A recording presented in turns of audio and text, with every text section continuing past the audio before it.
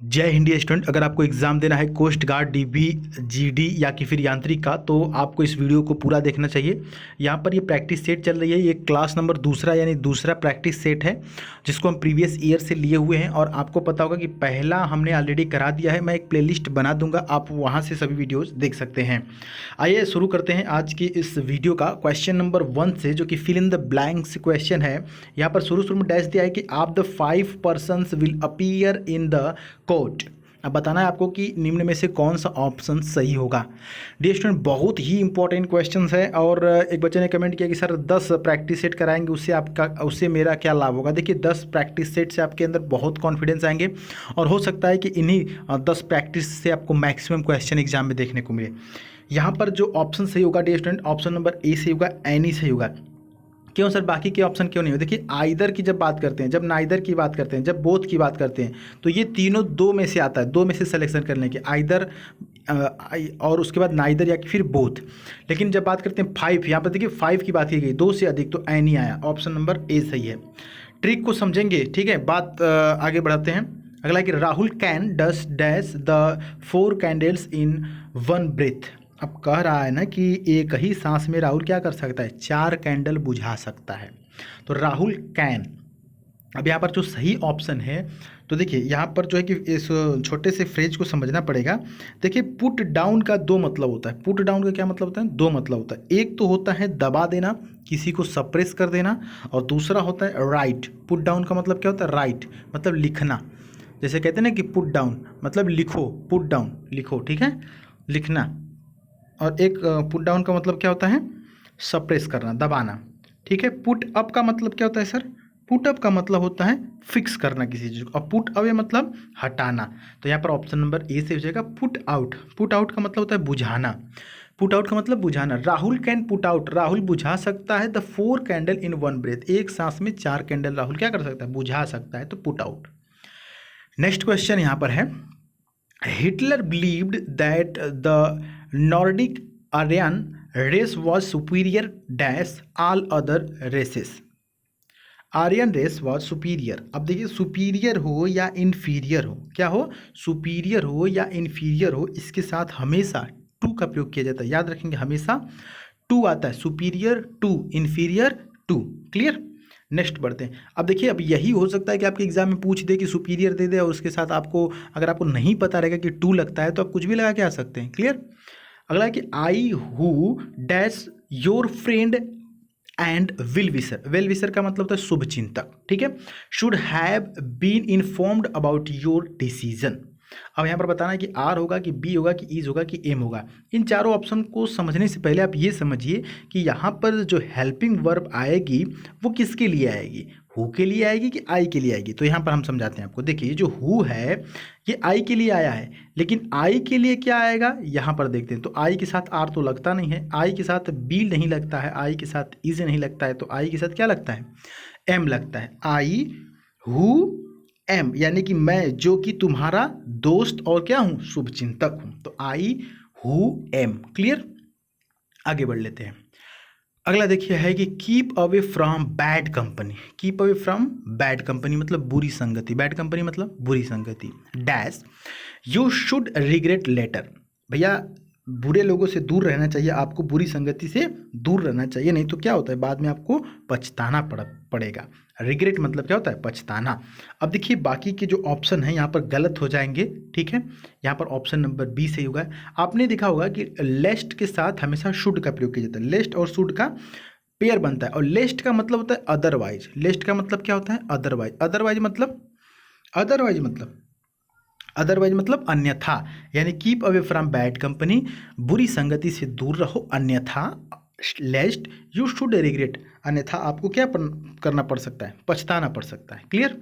चलिए आगे बढ़ते हैं सिनोनिम के साथ। देखिए यहाँ पर जो वर्ड दिया हुआ है आपके सामने, इसका सिनोनिम आपको बताना है। और वर्ड क्या लिखा हुआ है? वेल्टर। वेल्टर का मतलब क्या होता है?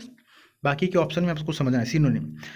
तो देखिए वेल्टर का मतलब होता है उथल पुथल। वेल्टर का मतलब उथल पुथल। तो टर्माइल, इसका ऑप्शन नंबर ए से हो जाएगा। टर्माइल मतलब भी उथल पुथल होता है। टर्माइल को याद करने के लिए छोटा सा ट्रिक है, समझिएगा। टर्माइल को याद करने के लिए क्या है? छोटा सा ट्रिक है। टर्माइल मतलब हमने क्या बताया, उथल पुथल। वेल्टर मतलब भी हमने क्या बताया, उथल पुथल। तो टर्माइल मतलब उथल पुथल कैसे, तो ऑयल जुड़ा हुआ है ना, टर्मॉइल, ऑयल लास्ट में जुड़ा हुआ है, तो ऑयल मतलब क्या होता है, ऑयल मतलब तेल। तो जो तेल गिर जाता है, तेल मान लीजिए गलती से गिर गया फ्लोर पे, तो क्या हो जाए, वो उथल पुथल करता है, इधर उधर फैल जाता है। टर्माइल मतलब इधर उधर फैल जाना, या कि फिर उथल पुथल। वेल्टर मतलब भी उथल पुथल। तो ऑप्शन नंबर ए सही है। बढ़ते हैं अगले क्वेश्चन की तरफ, मतलब अगले ऑप्शन भी समझ लीजिए। अगले क्वेश्चन की तरफ बढ़ने से पहले ऑप्शन नंबर बी में लिखा हुआ है लैकानिक। क्या लिखा हुआ है, लैकानिक। लैकानिक का मतलब ऐसे लोग जो क्या होते हैं, बहुत ही कम बोलते हैं, या कुछ कम में ही ज़्यादा कुछ बोल देते हैं, मतलब बहुत ही शांत स्वभाव के लोग। डिफ़िकल्ट का मतलब आपको पता है। और डी में लिखा हुआ है वाइल। वाइल का मतलब होता है वेरी करप्ट, वेरी करप्ट मतलब बहुत ही भ्रष्ट लोग। आगे बढ़ते हैं, एक और खूबसूरत सा सिनोनिम आपके सामने है डियर स्टूडेंट। ये जो वर्ड आपके सामने लिखा है, इसका आपको सिनोनिम बताना है, और आपके लिए खूबसूरत 4 ऑप्शन दिए गए हैं। लिखा हुआ है डिक्रिप्ट। क्या लिखा हुआ है, डिक्रिप्ट। डिक्रिप्ट का मतलब होता है बहुत कमज़ोर। डिक्रिप्ट का मतलब क्या होता है, बहुत कमज़ोर। डिक्रिप्ट मतलब बहुत कमज़ोर। अच्छा, बहुत कमज़ोर, तो क्या हो जाएगा यहाँ पर, बहुत कमज़ोर क्या हो जाएगा, फीबल। फीबल का मतलब होता है बहुत कमज़ोर। फीबल का मतलब बहुत कमज़ोर, वेरी वीक। तो ऑप्शन नंबर सी से हो जाएगा। अच्छा, बाकी के ऑप्शन समझिएगा। फेट मतलब होता है लक, लक मतलब भाग्य। फॉर्म का मतलब क्या होता है, फॉर्म का मतलब होता है मजबूत यानी स्ट्रॉन्ग। फ्ली का मतलब क्या होता है, फ्ली का मतलब होता है भाग जाना यानी कि रन अवे। तो ऑप्शन नंबर सी सही है। अब देखिए, सिनोनिम के बाद एंटोनिम की तरफ रुख कर लेते हैं, और एंटोनिम में पहला वर्ड आपके सामने है फेस्टल लिखा हुआ है। देखिए, एंटोनिम सिनोनिम से क्वेश्चन बहुत आते हैं, तो ध्यान देंगे। फेस्टल लिखा हुआ है, फेस्टल का मतलब होता है, फेस्टल को याद करेंगे फेस्टिवल से। फेस्टल को कैसे याद करेंगे, इसके लिए यही ट्रिक है। फेस्टल की ट्रिक क्या है, फेस्टिवल। और फेस्टिवल में क्या होता है, फेस्टिवल में क्या होता है, अभी आपके यहाँ होली थी, तो आपने क्या मनाया, खुशियाँ मनाया। तो फेस्टिवल में क्या होता है, खुशी। तो फेस्टल का मतलब भी क्या होता है, खुशी। मैरी, मैरी मतलब भी क्या होता है, खुशी। ठीक है, मैरी मतलब खुशी, या कि फिर हैप्पी। तो फेस्टल हो गया, या मैरी हो गया, या हैप्पी हो गया, सब एक ही बात है, जिसका मतलब होता है खुशी। लेकिन यहाँ तो हमें बताना है एंटोनिम, इसका उल्टा। तो इसका उल्टा क्या हो जाएगा, फेस्टल का उल्टा क्या हो जाएगा, फेस्टल का उल्टा क्या हो जाएगा, ऑप्शन आपके सामने है। देखिए, सोलमन, सोलेमन, सोलेमन यहाँ पर ऑप्शन नंबर बी सही हो जाएगा। सोलेमन मतलब होता है वेरी सैड यानी कि बहुत ही दुखी। इसका उल्टा क्या हो जाएगा, खुशी का उल्टा दुखी। ऑप्शन बी सही हो जाएगा। अनपॉपुलर मतलब आपको पता है, जो चीज़ पॉपुलर ना हो। शार्प मतलब बहुत तेज, और मैरी का मतलब मैंने बता दिया हैप्पी। कहते हैं ना मैरी क्रिसमस मतलब हैप्पी क्रिसमस। अगला है, इसका भी आपको एंटीनिम बताना है। क्वेश्चन नेक्स्ट जो है कि आपके सामने है, और यहाँ पर पटब लिखा हुआ है। क्या लिखा हुआ है, पटब। कुछ दिन पहले हम इस वर्ड को कराए थे, अगर आपको याद होगा तो। देखिए, इसको पर टर्ब नहीं पढ़ेंगे, चूंकि आर यहाँ पर साइलेंट होता है, तो पटब पढ़ेंगे। पटब समझते हैं ना, पटब, पटबा की ना पटबा, पटब, वो वाला पटब। ठीक है, तो यहाँ पर बताइए, पटब मतलब होता है डिस्टर्ब। पटब का मतलब जैसे डिस्टर्ब, DISTURB। तो TURB का मतलब भी होता है डिस्टर्ब। ठीक है, डिस्टर्ब का मतलब डिस्टर्ब। तो यहाँ तो हमें उल्टा बताना है, तो शूद हो जाएगा। शूद, शूद का मतलब होता है शांत करना। डिस्टर्ब का उल्टा शांत करना, पटब का उल्टा शांत करना। क्लियर। बाकी के ऑप्शन समझ लेते हैं। कमेंट का मतलब होता है तारीफ करना। और कन्फाउंड, कन्फाउंड मतलब कौन फाउंड किया, कन्फाउंड मतलब कौन फाउंड किया, तो यहाँ इसका मतलब भी होता है डिस्टर्ब। और लास्ट जो है फ्लस्टर, फ्लस्टर का मतलब भी होता है कन्फ्यूज्ड। तो ऑप्शन ए सही है। नेक्स्ट की तरफ बढ़ते हैं, ये भी एक एंटोनिम है आपके लिए। जो यहाँ पर वर्ड लिखा हुआ है चैग्रीन लिखा हुआ है। चैग्रीन का मतलब होता है तंग करना। चैग्रीन का मतलब तंग करना, या कि फिर चिढ़ाना। तो इसका उल्टा हो जाएगा जॉयफुल यानी कि प्लेजर। जॉयफुल मतलब प्लेजर, इंजॉयमेंट या जॉयफुलनेस। ऑप्शन डी सही हो जाएगा। ठीक है, अब बाकी के ऑप्शन भी समझ लेते हैं। फैमिस्ट लिखा हुआ है। फैमिस्ट का मतलब होता है बहुत भूखा, एक्सट्रीम हंग्री। एक्सट्रीम हंग्री मतलब बहुत ही भूखा।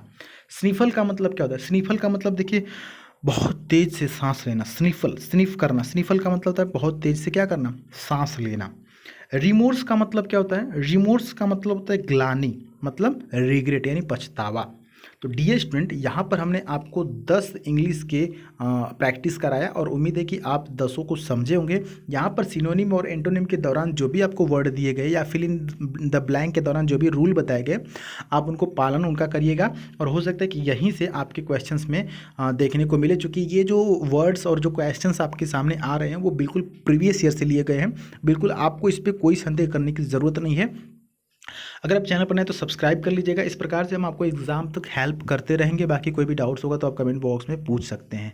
डियर स्टूडेंट, नए हैं तो टेलीग्राम पर जरूर जुड़िएगा। मिलते हैं फिर अगली वीडियो में, तब तक के लिए जय हिंद, वंदे मातरम।